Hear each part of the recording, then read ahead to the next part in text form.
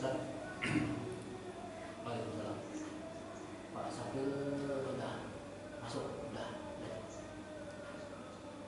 Dilapor dulu. Pak Sapil udah masuk, nunggu lagi Pak. Ya, Bapak. Oh iya, iya dia lagi ceramah. Iya, makasih ya. Di monitor MDI. Iya, hadir untuk kan. Ibu bapak hadirin jemaah tarawih yang dimuliakan Allah. Tidak terasa kita sudah 26 malam sholat. Paling tinggal 4 malam lagi. Terakhir malam Selasa, itulah terakhir kalau 30 hari kita puasa tahun sekarang ini. Kita bersyukur tetap karena Allah masih berikan kita istiqomah, di mana kadang yang lainnya sudah pada mundur, ada yang dengan alasan sudah mungkin capek, ada juga istirahat, ataupun ada juga bikin kue lebaran, ataupun mengurus rumah tangga, ngecat rumah tadinya, dan banyak-banyak hal yang lainnya mengakibatkan mungkin sholat isanya dan tarawihnya di rumah saja. Kita berselawat sama-sama, mudah-mudahan murah rezeki dan mudah urusan. Allahumma sholli ala sayyidina Muhammad wa ala ali sayyidina Muhammad. Tanpa salam, assalamu alayka ya Rasulullah, assalamu alayka ya Habibullah, assalamu alayka ayyuhan nabiyyu wa rahmatullahi wa barakatuh. Mudah-mudahan kita semua mendapat pertolongan apapun kesusahannya dan syafaat dari Rasulullah, itu gunanya baik di dunia maupun di akhirat. Amin ya rabbal alamin. Apapun yang kita dapati, mulai dari kanak-kanak, mulai dari TK, SD, MTA, tentang seluruh apa yang kita lakukan mengenai agama, baik ibadah sholat, ibadah puasa, ibadah zakat, sedekah, itu didapati dari ulama. Jadi ketika mau masuk surga, pemimpin di antara kita mungkin ada pemimpin yang baik, adil dia mau masuk surga, lalu ditanya oleh malaikat, kamu masuk surga, dari mana kamu bisa tahu kamu akan masuk surga? Dari ulama. Lalu kata malaikat, tunggu dulu. Lalu ada anak yatim atau orang-orang yang teraniaya, terzalimi, susah dia, mungkin dia terhinakan di masyarakat, ditinggal suaminya, ditinggal istrinya, ditinggal orang tua, teraniaya, terzalimi dia. Doanya terkabul dan dia mau masuk surga. Lalu ditanya kembali, dari mana kami tahu orang terzalimi ini akan masuk surga, doanya terkabul? Dari ulama. Baru nanti sekarang datang golongan yang berikutnya, ulama, ahli ulama, karena mereka lah yang menerangkan dari zulumat, kegelapan kepada cahaya, baru mereka mungkin dapat porsi masuk surga didahulukan. Tapi ulama juga perlu dana, biaya. Lalu apa kata ulama? Kata malaikat, kamu hidup makan untuk biaya keluarga, siapa yang mengasih? Dermawan. Akhirnya dermawan juga lah yang didahulukan, nomor 1 untuk masuk surga. Baru berikutnya ulama, dan baru pemimpin adil, baru orang-orang yang teraniaya. Artinya kita mau bicara tentang ulama. Dikatakan al-ulama'u warasatul anbiya. Ulama ini rupanya adalah kata jamak daripada alim. Jadi kalau satu orang yang berilmu, alim namanya. Kalau 2 orang yang berilmu, alimani. Kalau banyak orang berilmu, 3 ataupun 4 ataupun lebih ribuan, makanya namanya ulama. Kalau dia berkumpul, makanya dinamakan majelis ulama. ulama, baik majelis ulama di pusat Jakarta, daerah Riau atau daerah-daerah sampai mungkin kecamatan kayak kita ini, Majelis Ulama Indonesia Kecamatan Siaukro. Itu maksudnya sebetulnya. Majelis adalah perkumpulan, berasal dari kata jalasa, yaitu duduk, tempat orang berduduk sama-sama. Ini namanya majelis. Majelis ta'lim, ibu-ibu, tempat ibu-ibu duduk sama-sama mendengarkan pengajian ataupun mengaji baca Quran sendiri. Ambiya itu juga jamak. Kalau kata satunya adalah nabi. Nabi satu, nabi yani dua, ambiya berarti banyak. Nabi Nuh, Nabi Soleh, Nabi Ibrahim, 3 nabi berarti ambiya semuanya. Kalau Nabi Nuh sama Nabi Idris berdua saja, Nabi yani. Kalau itu dalam tatanan bahasa. Kalau seluruh nabi atau rabi tadi, ambiya. Inilah yang dimaksud bahwasanya semua orang yang mengetahui tentang ilmu ketuhanan, tauhid dan ilmu agama itu dinamakan dengan ulama. Kalau saya tanya sama Bapak Ibu, orang meninggal di bulan puasa, ya, kan banyak nih. Itu wajib nggak bayar zakat? Ya kan? Kita nggak tahu kan, nggak ngerti itu. Kalau misalnya ada orang nanya nih, misalnya keluarga kita atau nanya di WA, bro, atau bu, atau kak, dek, ini datuk saya meninggal 13 Ramadan kemarin, wajib nggak bayar zakat? Kalau belum penyampaian dari tentang turunnya zakat, pembayaran zakat itu wajib dibayarkan zakat. Menurut Bapak? Menurut saya. Kalau menurut Ibu, coba dulu. Boleh?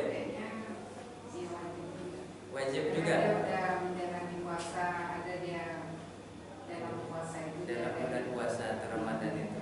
Berarti ada 2 pendapat kita Bapak.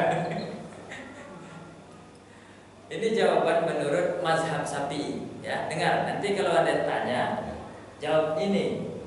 Nah, tapi jawaban Ibu tidak salah.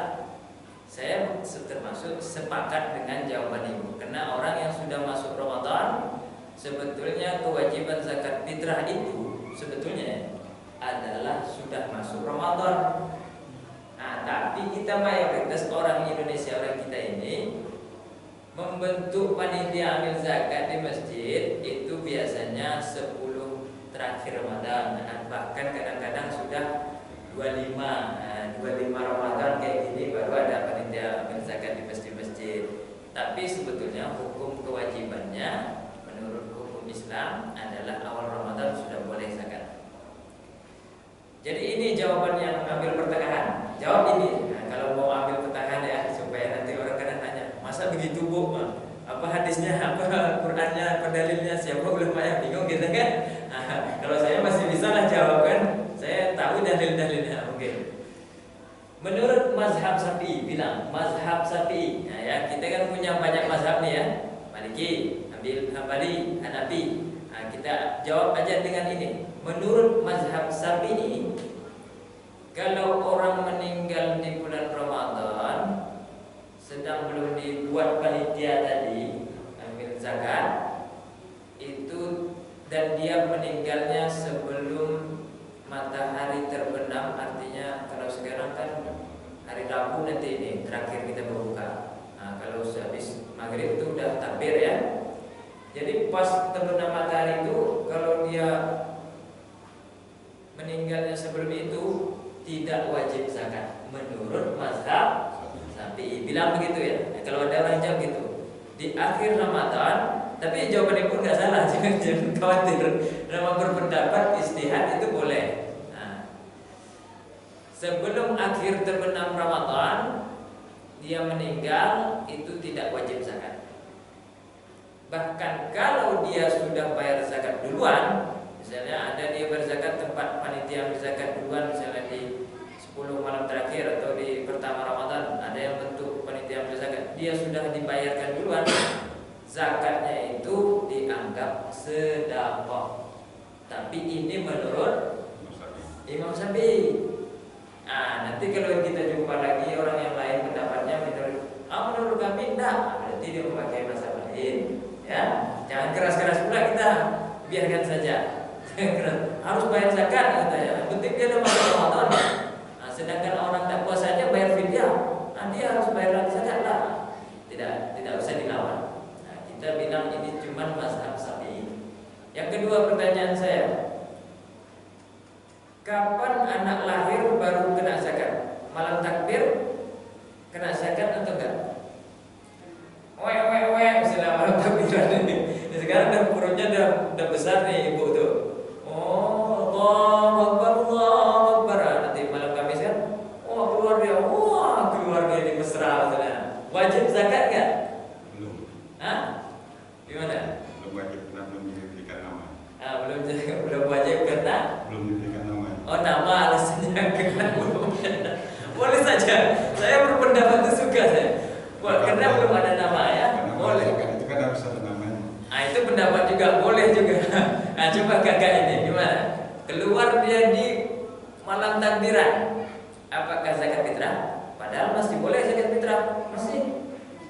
Tapi memang ada panitia yang tutup kadang-kadang ya, kayak panitia Sodik ini 27 Ramadan dan tutup karena dia udah nggak mau lagi gitu, sibuk-sibuk. Wajib nggak zakat fitrah? Kalau bapak ini belum ada nama, nggak boleh juga, nggak wajib karena belum ada nama. Gimana kak? Malam takbiran nih, keluar misalnya anak laki-laki itu perempuan sama aja, itu kan fitrah kena tuh. Wajib juga. Ibu gimana? Wajib karena waktu belum naik kembali. Itu memang secara fikih kita semua sama. Saya juga begitu. Tapi saya bilang lagi, kalau mau jawab yang mazhab Syafi'i juga, ini mazhab Syafi'i ya. Kalau bapak tadi wajib juga?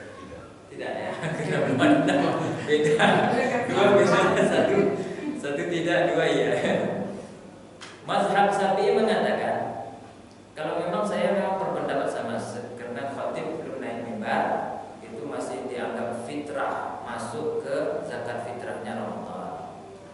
Tapi mazhab Syafi'i mengatakan siapapun yang lahir setelah terbenam matahari yang tadi terbenam matahari sudah tutup Ramadan, berarti dah buka dan bisa mulai takbir setelah makannya, itu tidak wajib zakat fitrah.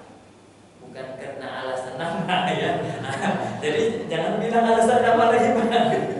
Kalau menurut Bapak tadi alasan namanya. Karena pada saat kita menyerahkan zakat kan kita sebutkan nama kita, keluarga, anak-anak gitu. Itu bisa jadi, logikanya betul. Tapi karena mazhab Syafi'i ini mengatakan bukan itu. Makanya jawab saja, mazhab Syafi'i mengatakan sebelum atau setelah terbenam matahari dan sudah buka itu tidak ada kewajiban zakat.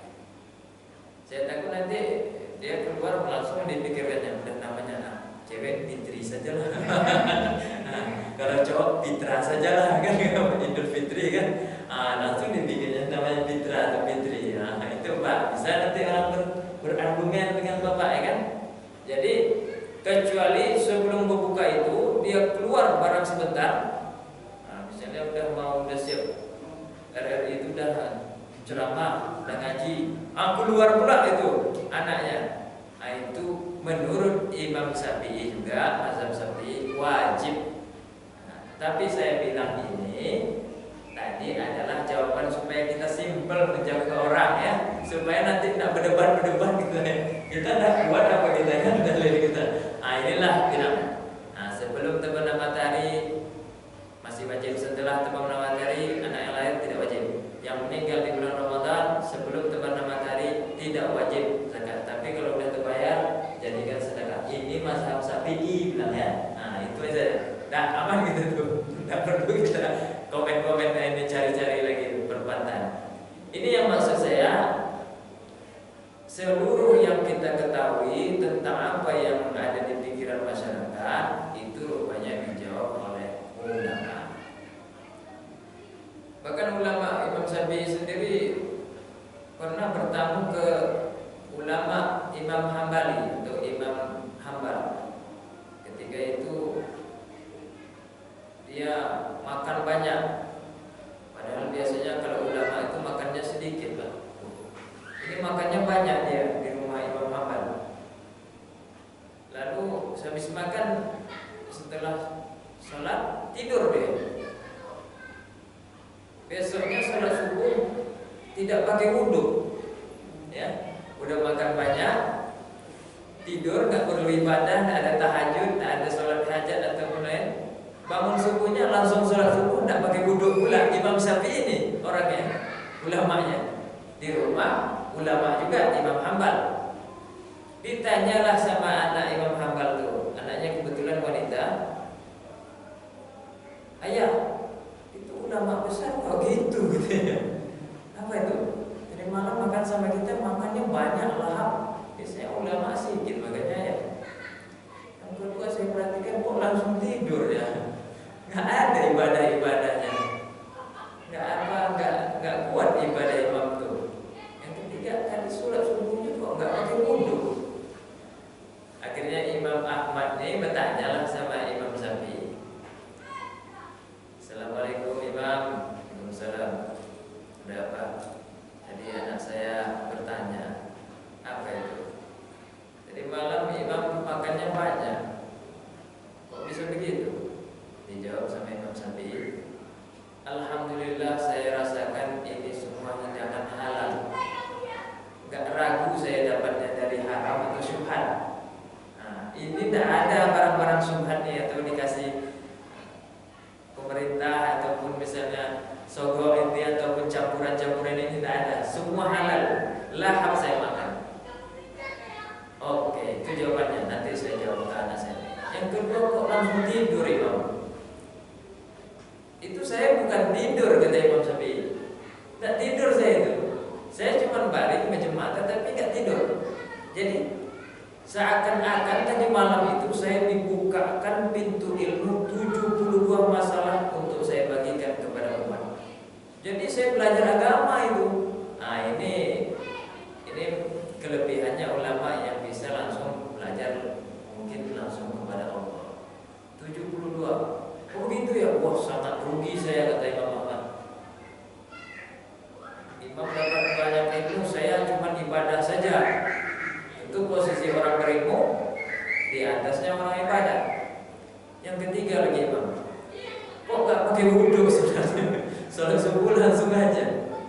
Ya saya kan katakan saya gak tidur, ya kan? Saya gak tidur. Gimana saya gak tidur kan? Berarti nggak batal wudhu saya yang tadi malam. Alhamdulillah langsung saya wudhu, sholat subuh. Oh begitu, oh iya. Baru dipahami oleh Imam Hambali dan dikasih tahu ke anak. Inilah kadang-kadang kita nggak ngerti siapa kadang yang berbuat baik, kadang siapa juga yang membingungkan kita. Kadang